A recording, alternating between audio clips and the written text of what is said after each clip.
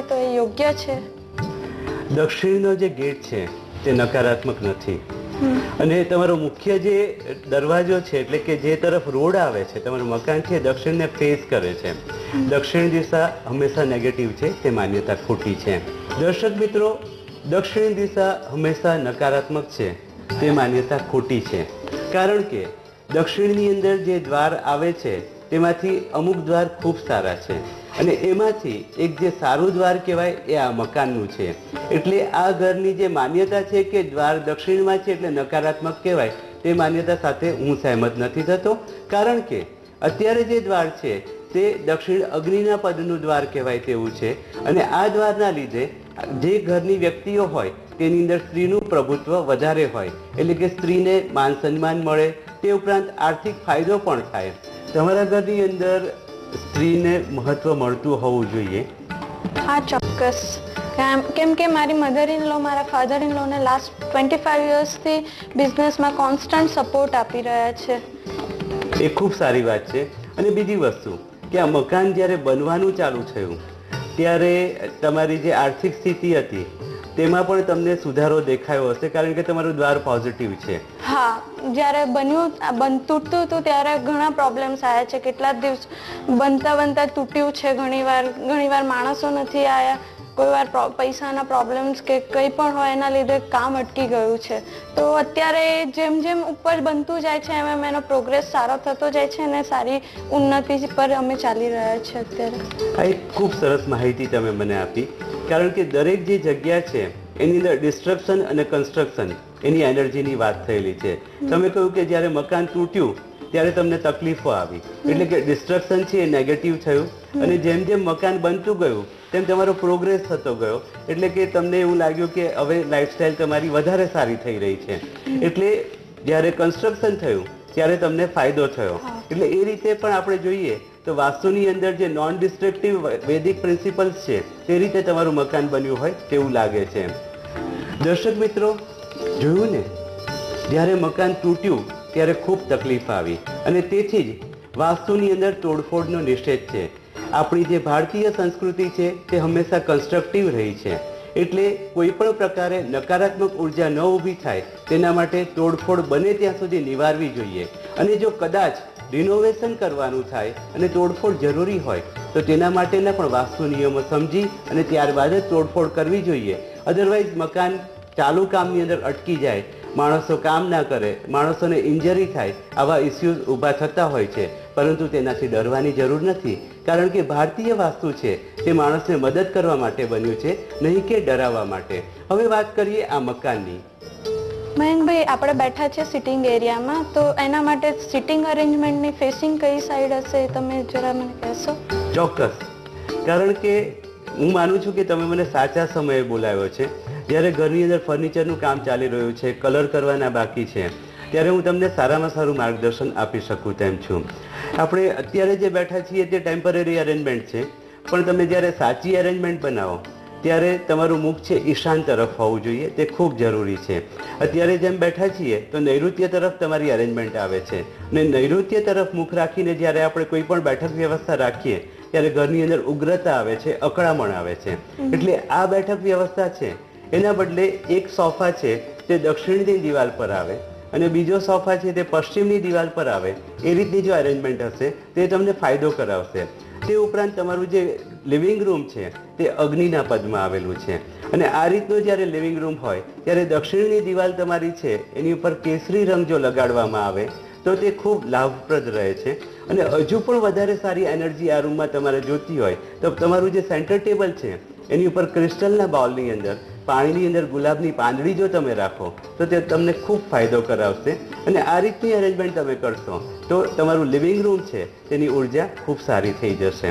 તમારી dining space થઈ જાય છે exact back side of this area. અચ્છા, એટલે એ તમે હજુ પ્લાન નથી કરી લાગતી, એટલે પૂર્વ મધ્યના પદમાં તમારું ડાઇનિંગ સ્પેસ આવશે, તે ખૂબ સારી કહેવાય. વાસ્તુની રીતે વિચાર કરીએ તો પૂર્વ મધ્યની અંદર બેસીને જ્યારે માણસ જમે છે ત્યારે તેના વિચારો સાત્વિક થઈ જાય છે અને ડાઇનિંગ ટેબલ તમારું જે એંગ્યુલર હોય એટલે કે ચોરસ અથવા તો અષ્ટકોણ હોય તે જરૂરી છે. સર્ક્યુલર ટેબલ તમે ન ખરીદશો, કારણ કે એના લીધે ઘરના માણસોમાં વિભાજન થાય છે, ચર્ચાઓ થાય છે, અને તમારી જે સ્પેસ છે એ જોતાં એવું લાગે છે કે તમારે ત્યાં લંબચોરસ જો ટેબલ હશે તે વધારે સારું રહેશે. બીજી અમુક વસ્તુ તમારે ધ્યાનમાં રાખવા જેવી છે. દર્શક મિત્રો, તમારે ત્યાં પણ જ્યારે ડાઇનિંગ ટેબલની અરેન્જમેન્ટ કરવાની હોય તો અમુક નિયમો ધ્યાનમાં રાખવા પડશે.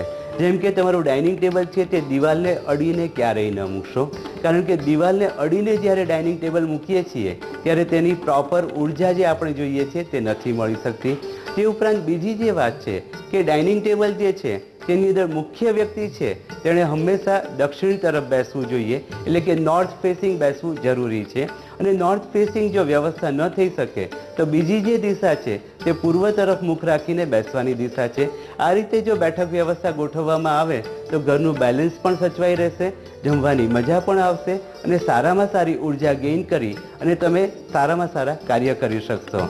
હવે આપણે જોઈએ કે તેમની જે પૂજાની રૂમ છે તેની દિશા કઈ છે, જગ્યા કઈ છે. તો આપણે તમારી પૂજાની રૂમ જોઈ લઈએ.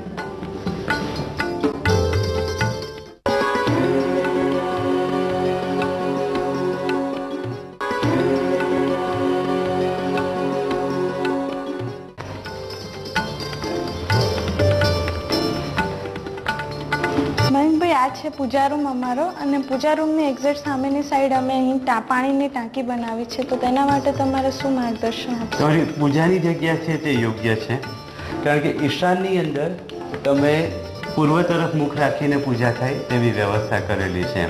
પણ એમાં એક નેગેટિવ વસ્તુ મને જે દેખાય છે એ છે કે તમે દિવાલની અંદર ખાંચો બનાવ્યો છે, એટલે ગોખલો બનાવીને એની અંદર ભગવાનને મૂક્યા છે.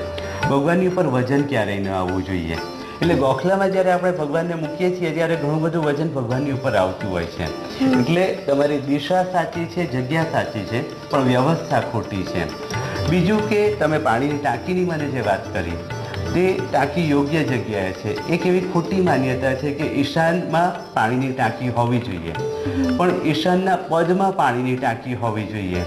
દર્શક મિત્રો, ખાસ યાદ રાખો કે ઈશાન ખૂણામાં પાણીની ટાંકી ન રાખવી જોઈએ, કારણ કે મારા રિસર્ચમાં મેં જોયું છે કે એકદમ ખૂણામાં જ્યારે પાણીની ટાંકી આવે છે ત્યારે શરદી, કફ અથવા તો સાઇનોસાઇટિસનો પ્રોબ્લેમ થાય છે. જ્યારે આ ઘરની અંદર પાણીની ટાંકી ઈશાનના પદમાં ઉત્તર તરફ આવેલી છે, અને આ રીતે પાણીની ટાંકી જ્યારે મૂકવામાં આવી હોય, એટલે કે યોગ્ય જગ્યાએ પાણીની ટાંકી આવી હોય તો તે આર્થિક રીતે મદદરૂપ થાય છે. અને જો યોગ્ય જગ્યાએ પાણીની ટાંકી ન મૂકી હોય તો તે આપણને તકલીફ પણ આપી શકે છે. ફરી એકવાર વાસ્તુને સારી રીતે સમજીએ તો તે લાભ કરે છે, તેથી તેના નિયમો સમજવા ખૂબ જ જરૂરી છે. હવે આપણે તમારી જે પૂજાની સ્થિતિ છે તેનો વિચાર કરીએ તો તમે જે ફોટોગ્રાફ મૂક્યા છે એકની ઉપર એક મૂકી દીધા છે ફોટોગ્રાફ, એટલે બને ત્યાં સુધી ભગવાનના જે ફોટોગ્રાફ છે એ ક્લિયર દેખાય તે રીતે પૂજા કરવી જોઈએ. અને જ્યારે તમે પૂજા કરો છો ત્યારે દીવો અગરબત્તી ભગવાનની સામે ન કરવા જોઈએ. આ ખૂબ સારી રીતે તમે ધ્યાન રાખશો તો તમારી જે પૂજાની એનર્જી છે તે તમને સારી રીતે મળશે. મયંકભાઈ, મેં મંદિરોમાં જોયું છે કે મંદિરો જનરલી આરસપારના હોય છે કે જેસલમેર પથ્થરના હોય છે. તો અમે મંદિર બનાવીએ તો કયા મટીરિયલ યુઝ કરવા જોઈએ ઘર માટે? ખૂબ સરસ સવાલ કર્યો છે, કારણ કે ઘણા બધા લોકોને આવો સવાલ ઉદ્ભવતો હોય છે કે મંદિર કયા મટીરિયલનું બનાવવું. તમારું જે મંદિર છે તે ઈશાનમાં મૂકવાનું થશે, અને ઈશાન માટે સાચું મટીરિયલ જે ગણીએ તે છે સેવન. સેવનના લાકડાનું જો મંદિર તમે બનાવડાવો તો તે સારું કહેવાય. પરંતુ ખાસ ધ્યાન એ રાખવાનું છે કે લાકડાની અંદર ખીલી પણ લાકડાની જ હોવી જોઈએ, લોખંડની ન હોવી જોઈએ. કે કોઈ પણ જગ્યાએ ડિફેક્ટિવ લાકડું ન વપરાવવું જોઈએ, કારણ કે મંદિર એ આખું દેખાવું જોઈએ. અને કદાચ આ મટીરિયલ તમને નથી મળતું તો ક્લિયર માર્બલ જે આવે છે, મકરાણા માર્બલ આપણે જેને કહીએ, તેમાંથી જો મંદિર બનાવવામાં આવે તો તેની પણ આટલી સારી એનર્જી મળે છે. મંદિર સારા ભાવથી બનેલું હોવું જોઈએ, મંદિર સારી રીતે બનેલું હોવું જોઈએ, અને મંદિરની પૂજા જો યોગ્ય રીતે થાય તો આખું જે ઘર છે તેની ઢાલ મંદિરની એનર્જી બની જાય છે. એટલે એવું કહે છે કે ઈશાનની અંદર મંદિર સારી રીતે મુકાયેલું હોય અને પૂજા યોગ્ય રીતે થાય તો તે તમને આખા ઘરની નાની નાની જે સમસ્યાઓ છે તેમાંથી ઉગારી શકે છે. એટલે મંદિર તમે આ બેમાંથી કોઈ પણ મટીરિયલનું બનાવડાવી શકશો. મયંકભાઈ, ચાલો હું તમને મારું રસોઈ ઘર પણ બતાવી દઉં. ચોક્કસ જોઈ લઈએ. આ આ છે રસોઈઘર મયંકભાઈ, જે યોગ્ય રીતે બન્યું છે કે નહીં એ જરા તમે. આર્કિટેક્ચરલી જોવા જઈએ તો તમારું રસોઈઘર ખૂબ સરસ રીતે બન્યું છે અને વાસ્તુની રીતે જોવા જઈએ તો પણ યોગ્ય રીતે બનેલું છે. કારણ કે એક એવી ખોટી માન્યતા છે કે રસોઈઘર અગ્નિમાં જ હોવું જોઈએ. તમારું રસોઈઘર વાયવ્યમાં છે અને વાયવ્યમાં પણ એટલી જ સારી એનર્જી રસોઈઘરની મળતી હોય છે. તમારી એન્ટ્રી જ અગ્નિની છે તો એન્ટ્રન્સમાં રસોઈઘર તો બનાવી જ ના શકાય. બીજી આપણે વાત વિચાર કરીએ તો જ્યારે રસોઈઘર વાયવ્યમાં આવેલું હોય ત્યારે તમારી જે રસોઈની દિશા છે તે ઉત્તર તરફ હોવી જોઈએ.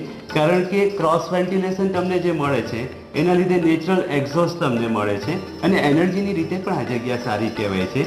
અને મારી દ્રષ્ટિએ કિચન જ્યારે આ સ્થિતિમાં હોય ત્યારે ઘરની જે સ્ત્રી છે તેના થકી આર્થિક આપણને ફાયદો થતો હોય, એટલે કે સ્ત્રી જે ધન સંપાદન છે એમાં મદદરૂપ થતી હોય. તમે ઇનિશિયલી કીધું કે તમારા મધર ઇન લો છે એ મદદ કરે છે તમારા ફાધર ઇન લોને, તો એનું એક કારણ આ જે તમારું કિચનનું લોકેશન છે તે પણ હોઈ શકે. એટલે ઓવરઓલ તમારું જે ઘર છે તે ઘણી સારી રીતે બનેલું છે એવું મને લાગે છે. કારણ કે વાસ્તુ અને કર્મ એકબીજાની સાથે જોડાયેલા છે અને ઘણીવાર એવું પણ થતું હોય કે તમે જે કર્મ કર્યા છે તેના લીધે તમારું મકાન એની જાતે જ વાસ્તુ પરફેક્ટ બનતું હોય છે. આ ઘરમાં એવું લાગી રહ્યું છે મને. બીજો એક ક્વેશ્ચન છે કે આના માટે કલર સ્કીમ સજેશન તમારું કોઈ? ઓકે, હવે વાયવ્યની અંદર તમારું કિચન આવેલું છે એટલે અહીંયા જે પશ્ચિમની દિવાલ છે એની ઉપર તમે લાઇટ વાયોલેટ કલર જો કરાવડાવો તો આ જગ્યાની એનર્જી હજુ પણ વધારે સારી થશે. અને એ ઉપરાંત જ્યારે રસોઈ થાય ત્યારે એક વસ્તુ ધ્યાનમાં રાખવી જોઈએ કે પહેલી જે 2 રોટલી તમારા પહેલી રસોઈની જે નીકળે છે એમાંથી એક ગાયને અને એક કૂતરાને જો તમે આપશો તો ઓવરઓલ તમારા ઘરની એનર્જી ખૂબ સારી થશે અને અહીંયા તમે ખૂબ સુખી થશો. મયંકભાઈ, આપણે ઘરની બીજી જગ્યાઓ પણ જોઈ લઈએ. ચોક્કસ.